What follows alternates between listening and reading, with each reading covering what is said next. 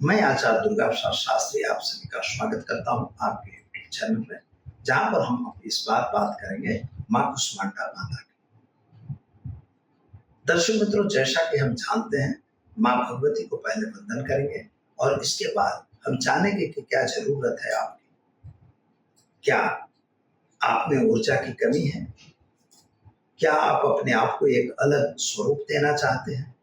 क्या समाज में आप अपना एक अलग कीर्तिमान स्थापित करना चाहते हैं?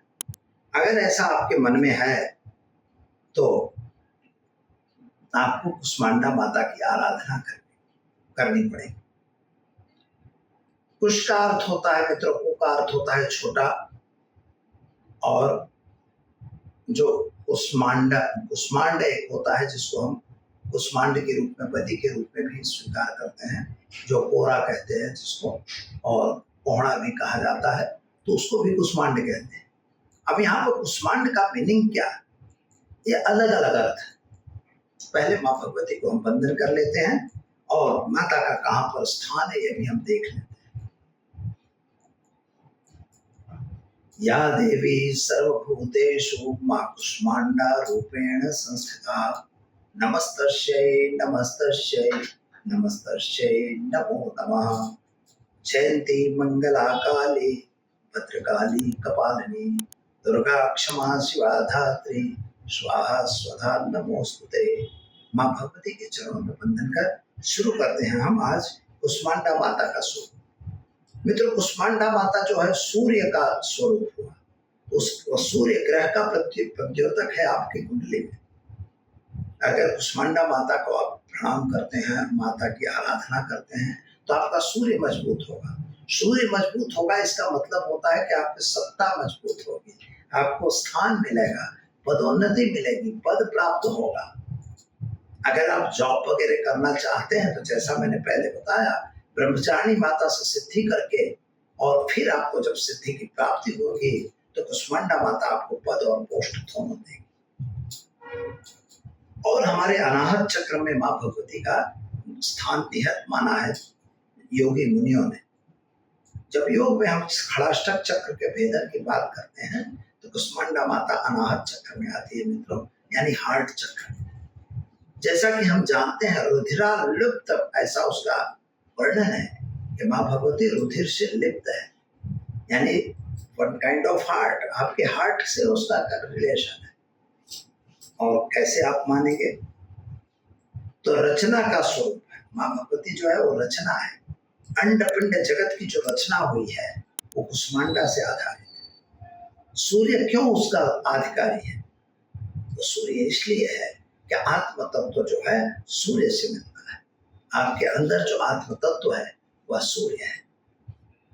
तो आत्मा का निर्माण ही सूर्य से होता है। इसलिए सूर्य में आपने देखा होगा एक ब्लैक होल की बात होती है, अगर पढ़ने हमें आया है तो वहां पर ब्लैक होल की बात होती है। तो कुष्मांडा माता उसी ब्लैक होल में बैठती है, और ब्लैक होल में बैठते हुए भी चारों तरफ से अग्नि लगी हुई है, लेकिन फिर भी वहां पर शीतलता है, ठंडी है, क्योंकि माँ भगवती कुष्मांडा जो है वो ऊर्जा की द्योतक है। हमें क्या देती है? ऊर्जा प्रदान करती है। ऊर्जा का मतलब होता है हमारे अंदर एक प्रकार की अलग, मतलब पावर, शक्ति माँ भगवती हमको देती है। तो मित्रों, वह सूर्य के जो अंदर में रहती है, 8 भुजा वाली है, 8 दिशाओं से अपनी रक्षा करती है, आपकी रक्षा कर सकती है। 8 प्रकार की सिद्धि आपको प्राप्त हो सकती है माँ कुष्मांडा की पूजा करने से। तो 9 निधियां मिलेंगी सिद्धदात्री से, लेकिन 8 सिद्धियों की प्राप्ति माँ भगवती कुष्मांडा करवाएंगे। जैसा कि सभी माताओं का वाहन जो देखा तो सिंह है। सिंह का मतलब होता है धर्म। सिंह का मतलब होता है धर्म से संबंधित, जो धर्म को मानती हुई है। सभी रोग दुख शोक को समन करने वाली माँ भगवती એટલે कुष्मांडा। कुष्मांडा आपके सभी प्रकार के रोग दोष दुख को दूर करती है। इसीलिए उसको कहा है कि या देवी सर्वभूतेषु माँ कुष्मांडा रूपेण संस्थिता, नमस्तस्यै नमस्तस्यै नमस्तस्यै। जैसे कुष्मांड होता है, उसके अंदर गर्भ में जैसे भरा होता है, ऊपर से कुछ दिखता नहीं है, ऐसी माँ भगवती की आराधना से आपके अंदर क्या प्रभाव है वो दिखेगा नहीं, लेकिन वो रहेगा। तो हमें माँ कुष्मांडा की कैसे आराधना करनी है मित्रों? अगर आपको पद पोस्ट की आवश्यकता है, अगर आपको प्रगति चाहिए, आपको जीवन में आगे बढ़ना है, तो माँ कुष्मांडा की आराधना करनी है।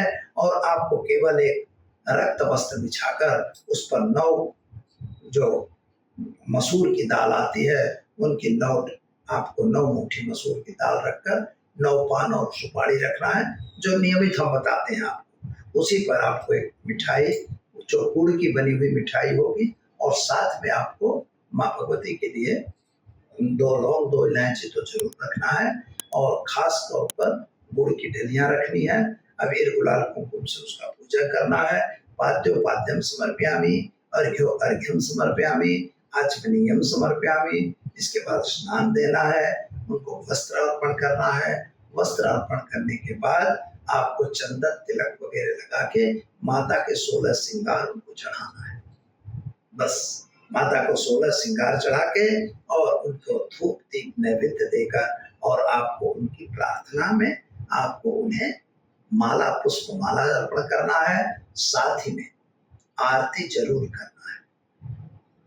आरती इसलिए कि आरती करने से आपके हर प्रकार की मनोकामनाएं पूर्ण होती है, पूजा में रही हुई त्रुटि दूर होती है। इसलिए हमें आरती करना है, क्षमा याचना करना है, और माता भगवती को हमें प्रार्थना करके और प्रणाम करके उनसे विनती करना है अपने जो इच्छा हो उसकी पूर्ति के लिए। एक छोटा सा मंत्र आपको करना है, जो मंत्र है ओम ऐं ह्रीं क्लीं माँ कुष्मांडा देव्यै नमः। ओम ऐं ह्रीं क्लीं माँ कुष्मांडा देव्यै नमः। बस कुष्मांडा माता का जप करके प्रार्थना करना है। रोज 11 माला, 21 माला, 9 माला, जो भी आपसे होती है करना है।